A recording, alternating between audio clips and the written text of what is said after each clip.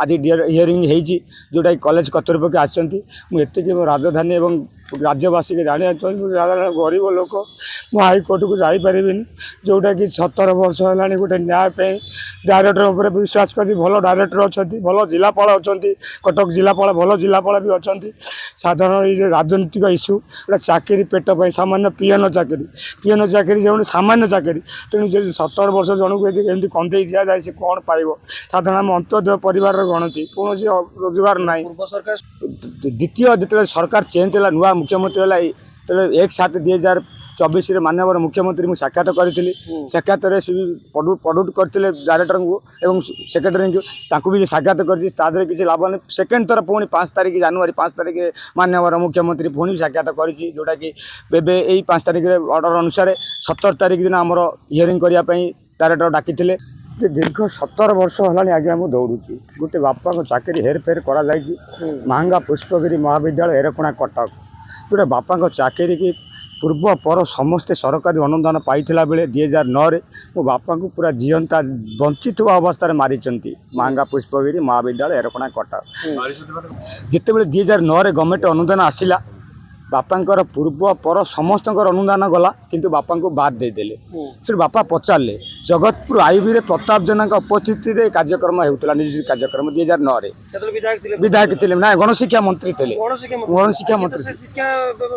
तेणु गणशिक्षा मंत्री अवस्था बापा जाइए बापा को जगतपुर आईबी रे कबाड़ देदेले तमर किसी डॉक्यूमेंट नाई बापा से भयभीत होकर आसिले भाई दीर्घ दिन अपेक्षा पर आपण को सरकार न्याय देवाई व्यवस्था कौन कहे आज्ञा आज आमर हियरिंग डेट था जोटा कॉलेज कर्तृपक्ष और आमको चिठी करते डायरेक्टर ऑफिस आज आमर डायरेक्टर ऑफिस टोटाल कॉलेज कर्तृपक्ष आम कागज पत्र बयान रेकर्ड करागला जोटा कि आम सपोर्ट डायरेक्टर गला बोली कहते तेणु मुझे बाबद सारा राज्य को जनवाक चाहूँगी दीर्घ 17 वर्ष है आगे मुझे दौड़ुची गोटे बापा को चाकरी हेरफेर कर महंगा पुष्पगिरी महाविद्यालय एरकोणा कटक गोटे बापा को चाकरी की पूर्व पर समस्ते सरकारी अनुदान पाइला बेले 2009 मो बापा को पूरा जीवंता वंचित अवस्था मारी महंगा पुष्पगिरी महाविद्यालय एरकोणा कटक ना ना कागज पत्र हत्या कर मैंने कागज पत्र हेरफेर कर जो कागज पत्र बापा चाकरी की जोटा कि बापा चाकरी हूँ 22/2 लबे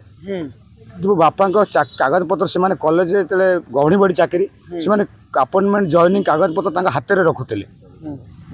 जिते 2009 गवर्नमेंट अनुदान आसला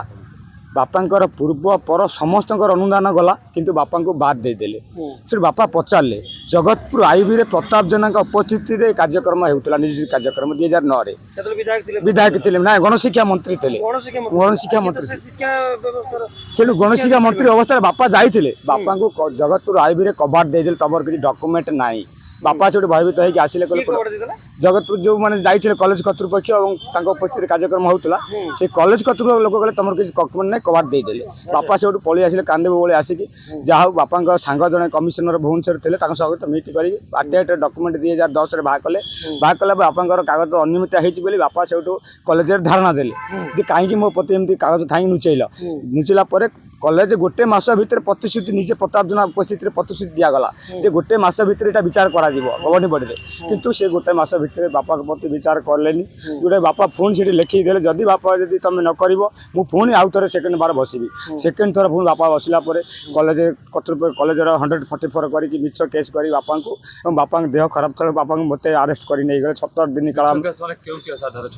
आमरण अनशन आम बसीलु जोटा कि आम पेट पाई जो जबरदस्त आमको नहीं जेल पुलिस 17 दिन आज्ञा जेल बाहर प्राक्तन मुख्यमंत्री नवीन पट्टनायक आम साक्षात कलु से समय माननीय मुख्यमंत्री कार्यालय पास करके जोटा कि जिलापाल कार्यालय प्लस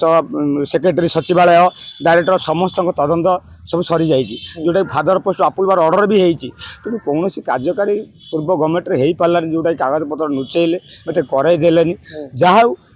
द्वितीय जो सरकार चेंज है नुआ मुख्यमंत्री है तो 1/7/2024 चौबीस माननीय मुख्यमंत्री मुझे साक्षात करी साक्षात प्रड्यूट करते डायरेक्टर को एवं सेक्रेटरी को भी साक्षात कर किसी लाभ नहीं सेकेंड थर पुणी 5 तारीख जनवरी 5 तारीख माननीय मुख्यमंत्री पुणी भी साक्षात करी जोटा कि एवं यही 5 तारीख ऑर्डर अनुसार 17 तारीख दिन आमर हियरिंग करने डायरेक्टर डाकी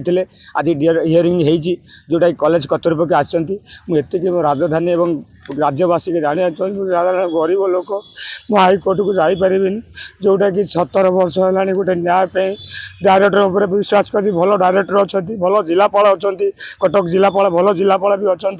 साधारण ये राजनीतिक इश्यू गोटे चाकरी पेट सामान्य पीएन चाकरी जो सामान्य चाकरी तेणु जो 17 वर्ष जन को एमती कंदे दि जाए से कौन पाइब साधारण आम अंत्योदय परिवार गणती कौन रोजगार ना पूर्व सरकार शुणुते वर्तमान सरकार शुणी जोटा कि हियरिंग तेणु ये हियरिंग बल माने